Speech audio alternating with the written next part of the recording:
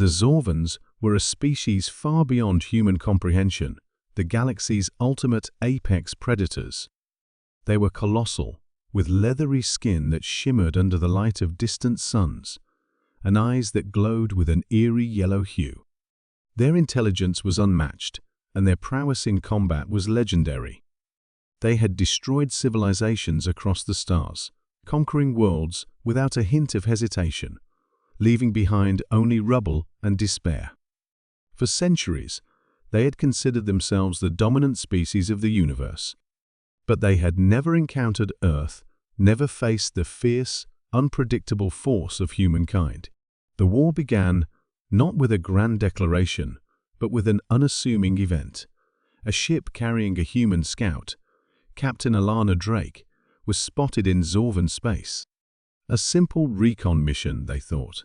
What could be of concern from a single human ship? The Zorvans, unchallenged in their power, found the idea laughable. Yet, unbeknownst to them, this encounter would change the course of history. Alana Drake was no ordinary human. She was born on a ravaged Earth, a planet recovering from its own war-torn past. Humanity had risen from the ashes time and time again. They were survivors, builders, and most importantly, they were adaptable. And adaptability, above all, was what made them dangerous. Captain Drake had spent years studying alien species, but it was her quiet genius in the realm of tactics and psychology that made her invaluable. As soon as she received the call to patrol Zorvan territory, she knew what the mission meant: humanity's first contact with the greatest predators in the galaxy. She was the tip of the spear, sent to make sure they didn't underestimate humanity. When the Zorvans saw her ship, they assumed it was an isolated scouting mission. They decided to capture the human and learn what they could. It was easy enough. The Zorvans' ships were far more advanced. Their weaponry could obliterate anything in its path, and their psychic capabilities could incapacitate entire fleets with a single thought. But when they boarded Drake's ship, they were met with an unexpected silence. The humans seemed to submit easily, offering no resistance. This was a strange thing. Humans were known for their aggressive resistance and pride. Why would one so powerful surrender so easily? The Zorvans' leader, Xorath the Unyielding, stood before Captain Drake. His towering form cast a shadow over her small human frame. He studied her with suspicion, his keen yellow eyes searching for any sign of defiance. "You are alone," Xorath rasped, his voice like gravel sliding over stone. "Do you know what the Zorvans are capable of? You are insignificant. A speck in the vastness of our power." Captain Drake smiled, a knowing smile, as if she had anticipated this moment. "You think so?" she asked, her voice calm, betraying none of the fear that should have been present in the face of such overwhelming power. Zorath's lip curled. "I do not think so, I know so. The Zorvans have annihilated every species they have encountered. Do you believe your primitive race can stand against us?" Drake's smile deepened. "Your mistake is underestimating humans. You think we fight the way you do, with strength and force. You've seen nothing yet." She gestured to the Zorvans around her, who had their weapons trained on her. They laughed, their grating voices echoing in the cold metal corridors of the ship. They were predators, and she was prey. But Captain Drake had spent her life studying not just enemies, but their psychology. It was this knowledge that would be her weapon.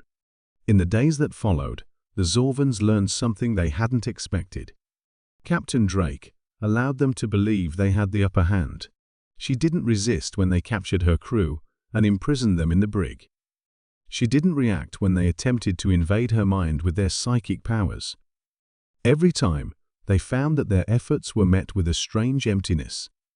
Drake's thoughts were somehow absent from their reach. And this is where the humans' true strength lay, in the absence of their thoughts. Captain Drake had subtly altered the environment around her. She had tapped into the Zorvans' greatest weakness, their reliance on their psychic dominance. It was known that the Zorvans used psychic energy to manipulate the world around them, but it was a tool that depended heavily on their ability to connect to their targets mentally. Humans, however, lacked such psychic signatures. It was this ignorance of human physiology that the Zorvans had overlooked. Drake had used this weakness to her advantage, planting sophisticated devices throughout the ship that emitted a low-frequency hum, one that interfered with the Zorvans' psychic abilities. It wasn't an attack, it was an adaptation to their world. When the Zorvans attempted to manipulate her mind again, it was like trying to grasp smoke. They could not touch her thoughts, could not predict her next move, and in doing so, they lost their greatest edge. And that was when Captain Drake struck.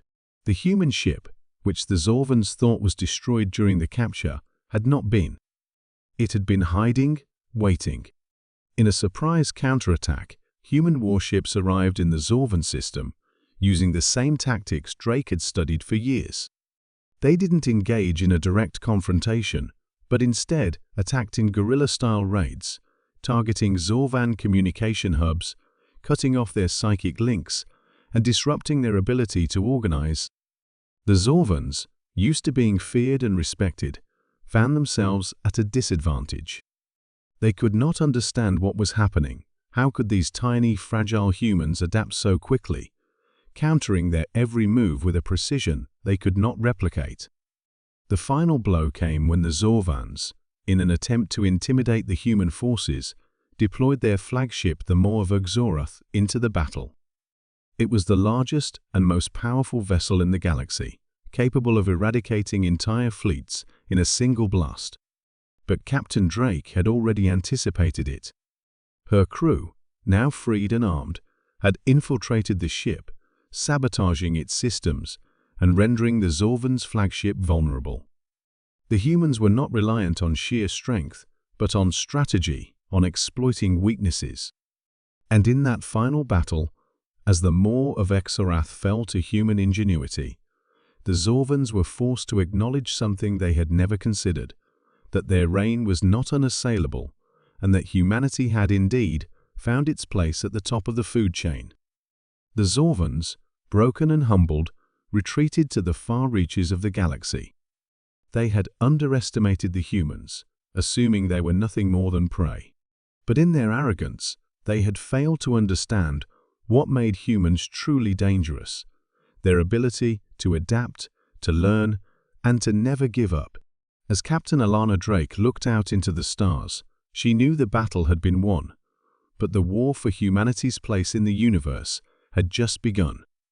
The Zorvans had been humbled, and the galaxy would never forget that humankind had proven, without a shadow of a doubt, that they were the true apex predators.